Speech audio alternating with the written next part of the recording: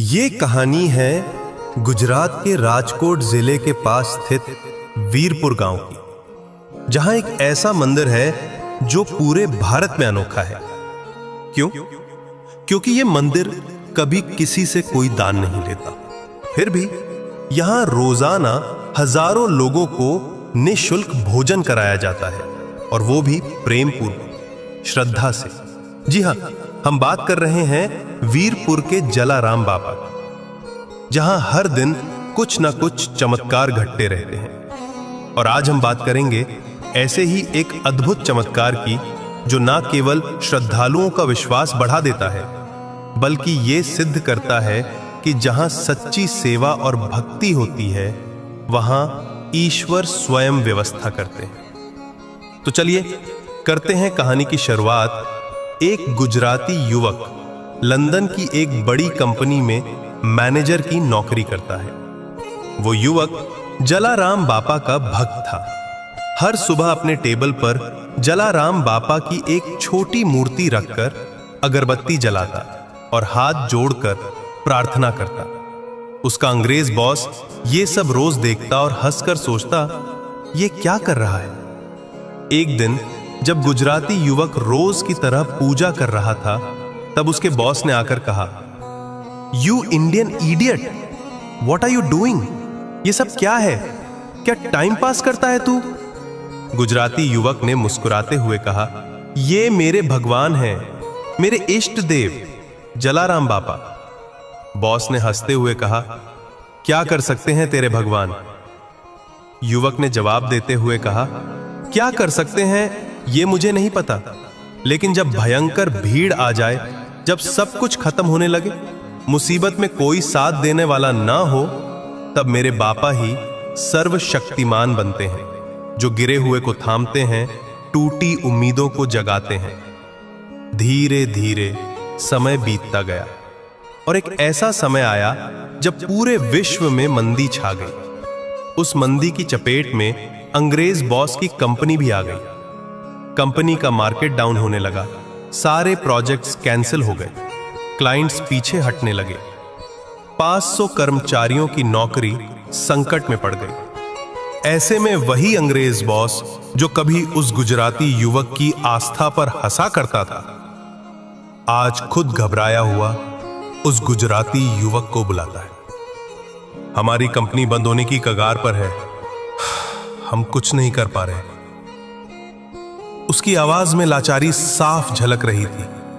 उस युवक ने शांति से कहा, शेठ 2 मिनट दीजिए, मुझे मेरे बापा से बात करनी है।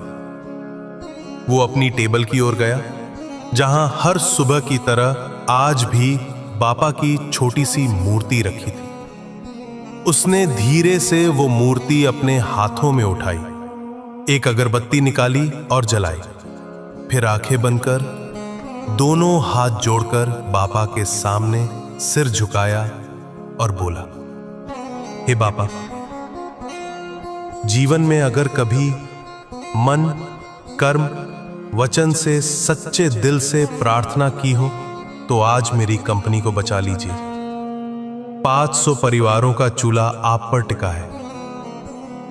कुछ हफ्तों बाद वो कंपनी, जिसके पास ना प्रोजेक्ट बचे थे ना क्लाइंट, वही कंपनी धीरे धीरे वापस उठने लगी। मार्केट में उस कंपनी का नाम फिर से चर्चा में आने लगा। यह सब देखकर वो अंग्रेज बॉस, जो कभी बापा की मूर्ति देखकर हंसा करता था, अब खुद हैरान रह गया। वो उस गुजराती युवक के पास आया और बोला, यार, तुम्हारे बापा तो सच में चमत्कार कर देते हैं। कितना पैसा भेजूं मंदिर में? बताओ, दान में कितना भेजूं? युवक मुस्कुरा उठा। उसने बड़ी विनम्रता से जवाब दिया, शेठ, यह ऐसा मंदिर है जो पैसों के इंतजार में नहीं रहता। यहां सिर्फ श्रद्धा चलती है। आप बस एक वचन दीजिए कि एक बार वीरपुर जाकर बापा के दर्शन जरूर करेंगे। बॉस ने गंभीरता से सिर हिलाया। I promise, I'll definitely go. समय बीतता गया, कंपनी पूरी तरह से पटरी पर आ गई। और एक दिन जब युवक ने फिर से याद दिलाया, शेठ, आपने वीरपुर दर्शन का वचन दिया था। बॉस मुस्कुराते हुए बोला, आई हैव नो टाइम, अभी बहुत काम है, जब फ्री हो जाऊंगा तब दर्शन कराऊंगा। कुछ समय बाद बॉस की बेटी जिद करने लगी, I want to visit India. Boss ने एक पल सोचा, फिर कहा, एक शर्त पर जाने दूंगा, मेरे बदले तू मेरा वचन पूरा कर देना, वीरपुर जाकर जलाराम बापा के दर्शन कराना। बेटी मुस्कुराई और बोली, okay dad, I will do it. और वो भारत आने के लिए तैयार हो गई। लंदन से मुंबई, मुंबई से फ्लाइट पकड़कर राजकोट, और फिर राजकोट से बस में बैठी वो लड़की अपने पिता का वचन निभाने के लिए वीरपुर जा रही थी। सफर लंबा था, थकान ने अपना असर दिखाया और उसे नींद की झपकी लग गई। नींद इतनी गहरी थी कि कब वीरपुर पीछे छूट गया उसे खुद भी पता नहीं चला। बस उसे लेकर सीधे वेरावल पहुंच गई। वो बस से उतरी, चारों ओर नजर दौड़ाई, लेकिन वीरपुर जैसा कुछ दिखाई नहीं दिया। वो लड़की बस स्टैंड पर अकेली खड़ी थी, थोड़ी उलझन में, थोड़ी थकी हुई। उसी समय उसने एक स्थानीय लड़के से पूछा, excuse me, I want to go to Jalaram temple. लड़के ने उसे थोड़ी हैरानी से देखा, फिर मुस्कुराते हुए कहा, आप तो गलत जगह आ गई हैं बहन जी, जलाराम मंदिर तो वीरपुर में है, यहां से काफी दूर, वापस जाना होगा आपको। फिर वो लड़का विनम्रता से उसे वीरपुर जाने वाली बस में बिठा देता है। अंततः अगली सुबह के 5 बजे बस वीरपुर के बस स्टैंड पर आकर रुकती है। वीरपुर का बस स्टैंड गांव के बाहर हाईवे पर स्थित है और मंदिर भीतर की ओर।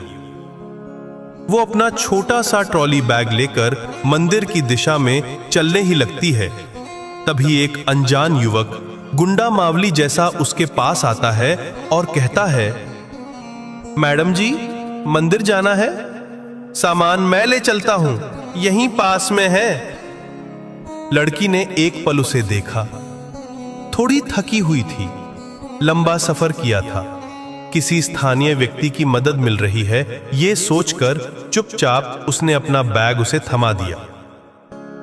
अभी कुछ कदम ही चले होंगे कि अचानक पीछे से एक वृद्ध बाबा माथे पर पगड़ी और हाथों में एक लकड़ी की छड़ी लिए आकर उस लड़की का हाथ पकड़ते हैं और ना में सिर हिलाते हैं।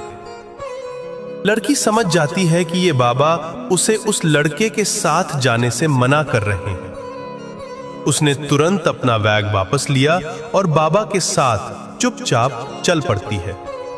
वीरपुर की तंग गलियों से होते हुए बाबा उसे सीधा जलाराम बापा के मंदिर तक ले जाते हैं। मंदिर के मुख्य द्वार पर पहुंचते ही वो लड़की श्रीफल, साकर और अगरबत्ती लेकर उस मूर्ति के सामने खड़ी होती है। दोनों हाथ जोड़कर, सिर झुकाकर बापा को नमन कर अपने पिता की मन्नत पूरी करती है कि तभी उसका ध्यान एक ब्लैक एंड व्हाइट फोटो पर जाता है। आपको ना पता हो तो बता दूं, वो फोटो एनसाइन एंड कंपनी द्वारा खींची गई वो एकमात्र ब्लैक एंड व्हाइट तस्वीर है। फोटो के सामने खड़ी होकर वो पुजारी से पूछती है, I want to meet this gentleman, मुझे इस बुजुर्ग से मिलना है। पीछे खड़ा एक युवक कहता है, मैडम, जिनसे आप मिलने की बात कर रही हैं वो तो देवलोक सिधार चुके हैं, उन्हें गुजरे कई साल हो चुके हैं। उसी क्षण उस लड़की के हाथ से थाली गिर जाती। ये कैसे हो सकता है? कल रात तो इन्होंने ही मेरा हाथ पकड़ा था, मुझे उस मवाली के हाथों से छुड़वाया था।